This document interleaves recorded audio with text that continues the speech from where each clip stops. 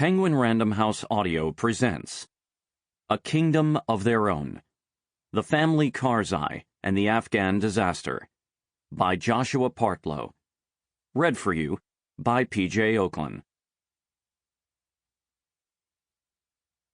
1. A Rescue from Demons. The village of Kars sits amid grape fields in the low river valleys southeast of Kandahar, one of the last weak patches of green before the land empties into miles of flat desert browns. You can get there by the one paved road that runs down from Kandahar, a scorched outpost on the old Asian trade and conquest routes. Most of the people who live in Kars are sheep herders or peasant farmers. They irrigate their fields from generator-powered wells and dry their green grapes into raisins in mud structures perforated to let the hot wind blow through. The other business is brick-making, and from where I stood at the entrance to the village, I could see black smoke drifting sideways from the towering sand-colored kilns, adding another layer of haze to the dusty air. One thing that distinguished Kars from the countless identical mud hut villages across southern Afghanistan was that it happened to be the ancestral home of the family of the then Afghan president, Hamid Karzai, the place from which they had taken their name. That was why I was standing exposed on that lonely country road, a foreigner sweating through his unconvincing Afghan costume of billowy brown blouse and matching pants, on the morning the president's favorite brother would be buried. An Afghan army Humvee had parked crosswise in the road, blocking my approach. In case anyone wanted to slip past, Afghan snipers wearing wraparound shades stood on the rooftops of the roadside shops, muttering into their earpieces. On my way out of Kandahar city, I had seen American soldiers idling in their mine-resistant armored vehicles at various intersections, their Apache helicopters running slow loops overhead. They would be staying away from the ceremony this morning, in a distant cordon, and I began to think I would miss it too. The day before, July 12, 2011, I had left my house in Kabul, where I worked as a reporter for the Washington Post, and rushed to the airport when I'd learned that Ahmed Wali Karzai had been shot to death inside his home by one of his closest lieutenants. To me, he was one of the war's mythical figures, a short, scowling, anxious man who had, everyone took for granted, amassed more power and fortune than anyone else across Afghanistan's south, at the center of America's war against the Taliban. How he'd made that fortune and exercised that power was one of the mysteries that none of his American allies could fully explain. Everyone had theories: the CIA payroll, the opium trade, a private security army, a healthy cut of the logistical billions needed to house and feed and arm the tens of thousands of U.S. soldiers and Marines in outposts across the South. You could find among American soldiers and civilians those who considered him our country's best friend, or its worst enemy, the only man preventing a Taliban takeover, or the reason America was losing the war. President Hamid Karzai was even more of a puzzle. He was the pacifist commander-in-chief for the duration of the longest war in the history of the United States. On the spectrum of Afghan politics, he held liberal, pro-Western beliefs, but had become the scourge of America. He was the ascetic in a family of millionaires, the workaholic head of an ineffective government, a profane lover of poetry with a weeping heart and tactical mind and twitchy left eye. He was constantly sick.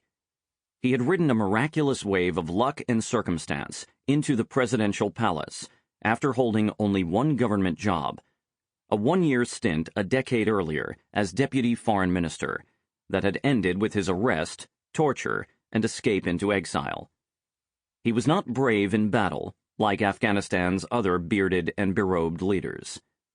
He commanded no militia following, and had grown up in Kandahar leafing through Time magazine, playing ping-pong on the dining room table, and riding a horse named Almond Blossom. In the family of 7 sons and 1 daughter from 2 mothers, the half-brothers Hamid and Ahmed Wali had been particularly close. During Hamid's post-September 11th return to Afghanistan, Ahmed Wali devoted himself to the logistics of fomenting the Pashtun uprising against the Taliban and helped the CIA set up its operations in Kandahar. Throughout Hamid's presidency, Ahmed Wali had been the enforcer of his political agenda in southern Afghanistan. They talked on the phone nearly every day. Ahmed Wali worked to undercut tribal rivals to keep their Pashtun tribe, the Popolzai, dominant and well-funded. He helped the other siblings realize their outlandish dreams, smoothing the road for elder brother Mahmoud Karzai to build a giant gated city in the Kandahar desert, while blocking challengers within the family who burned to steal his mantle as Kandahar's reigning Don. Ahmed Wali put his elder brother Shah Wali, a shy engineer, to work for him after he couldn't find a job he wanted in the palace. For years, while other siblings sought their daily comforts in Maryland or Dubai, Ahmed Wali grappled every day in the death match of Kandahar politics. And in his sudden absence, nobody knew what to expect. Out on the road to Kars, I felt a throb of energy, thinking about this prospect. Work as a journalist, even in war zones, often numbs into routine. Foot patrols, tea with governors, roundtable briefings, village council meetings.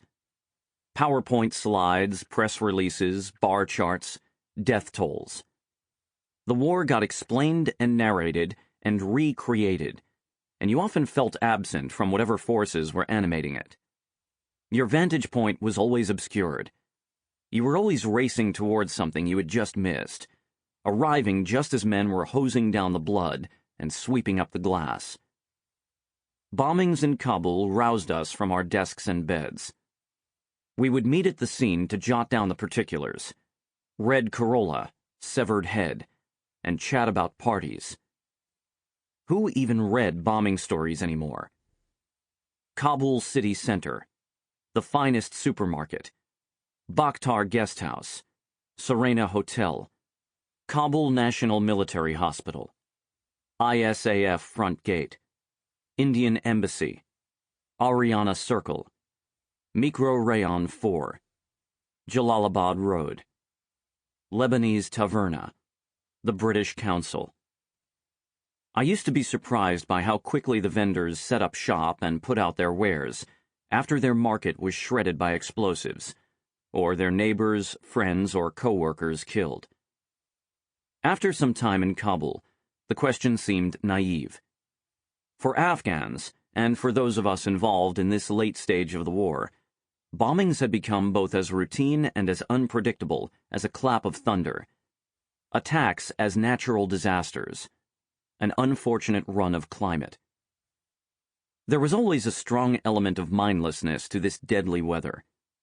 We were accustomed to bombings, yes, but we were also accustomed to ignorance, to the acceptance that these crimes would not be solved, these dramas and plots would not be unraveled or ever explained.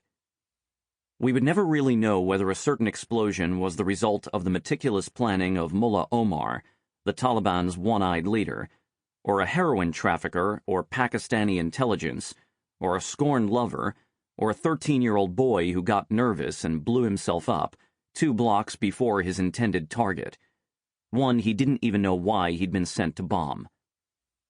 It was easy to speculate, and for those who didn't have to, even easier not to. The Afghanistan I experienced was all aftermath and poorly informed interpretation. What interested me in the Karzais, why I was trying to get to Kars, was the hope that traveling in their world would offer some chance, however slim, at explanation. If anyone understood Afghanistan's motives, if anyone knew its causes and effects, I imagined it might be them. They seemed to offer something to hold on to, even if that thing wasn't hope or good faith.